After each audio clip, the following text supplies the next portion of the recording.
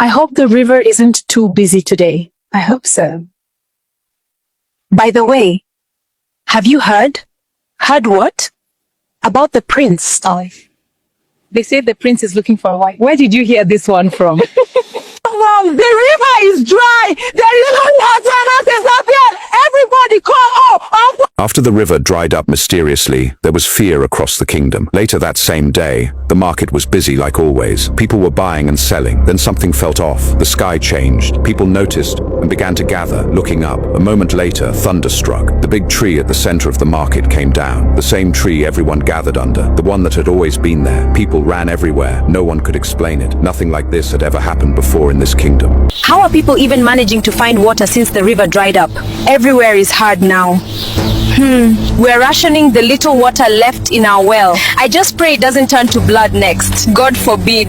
I heard the elders want to consult the gods. After what happened in the market yesterday, they have to. That tree falling wasn't normal. I wasn't supposed to hear this. Hear what? It's about the prince. He hasn't woken up.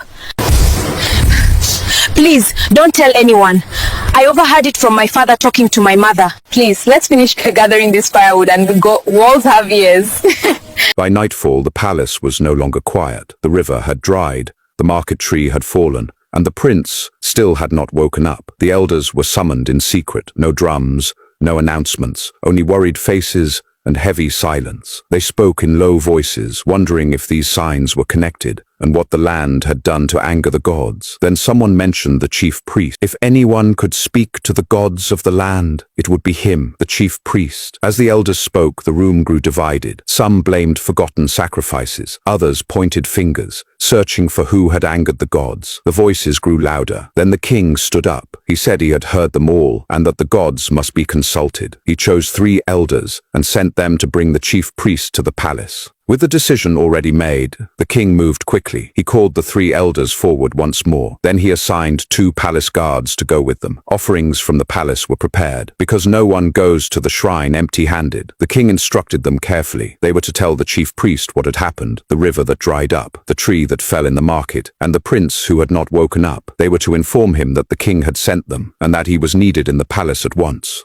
They left the palace quietly. No drums, no crowd, only footsteps and heavy thoughts. The road that led to the shrine was lonely and feared. No one walked that path without permission, except messengers sent by the palace. It was said that once you entered that road, you must never look back, because those who did never returned. As they walked deeper, the air changed. A single raven appeared. It watched them. Then it flew away. Moments later, it returned. This time it was not alone. 4 ravens circled behind them, not as a warning, but as a welcome, as if they had come to lead them the rest of the way to the shrine. The chief priest stepped out of the shrine, as if he already knew they were coming. When the messengers arrived, he did not look surprised. He told them he had been expecting them. He said the gods were angry with the kingdom, and that the land was already showing the signs. The elders delivered the message as the king had instructed. They explained why they had been sent and why the king was asking to see him. They presented the offerings from the land as tradition required. The chief priest accepted them and offered them to the gods. The chief priest agreed to come to the palace, promising to arrive at first light the next day. Before dawn, the chief priest left the shrine. He did not go alone. 4 maidens followed him, carrying fire and smoke. They were on their way to the palace to answer the king's call. Above them, 4 ravens followed in silence.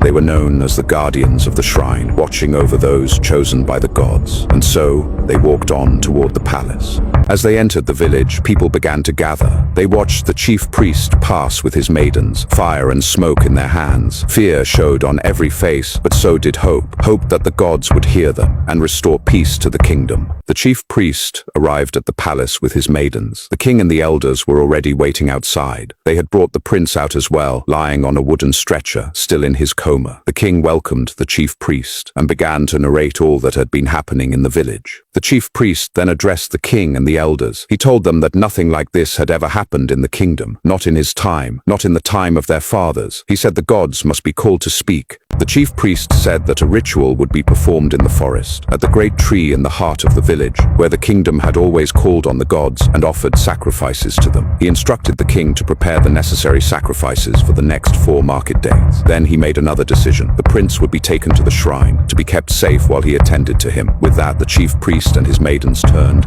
and left the palace once again. They carried the prince back to the shrine, as he still had not woken up. When they arrived, they laid him down, and the chief priest checked him carefully. Then he got to work, preparing the medicines of the land to attend to the prince. All the while they waited for the next 4 market days, when they would go to the great tree to call on the gods for answers. The 4th market day finally came. The whole kingdom knew it was time. Time to go to the great tree in the forest to seek answers from the gods. The chief priest would lead the way, with his maidens beside him. The king and the elders would follow, with guards to protect the path. And from every family, their first male child was to come along. No one knew what the gods would say, but everyone knew this journey would decide their fate. At the palace, the king prepared to set out, with the elders by his side and guards to clear the path. 2 goats were brought from the palace as sacrifices for the gods. 4 guards escorted them forward as they left the palace grounds. Their destination was the market square, where they were to meet the chief priest and begin the journey together. From there, the path would lead into the forest to the great tree to seek answers from the gods. From every corner of the village, the first sons of every family began to set out, just as the chief priest had instructed. Each one carried a living offering, a fowl, a goat, a cow, or whatever their hands could reach. They were to follow the king and the chief priest into the forest, to the great tree, to seek the gods for answers. Their destination was the market square, where the journey would finally begin.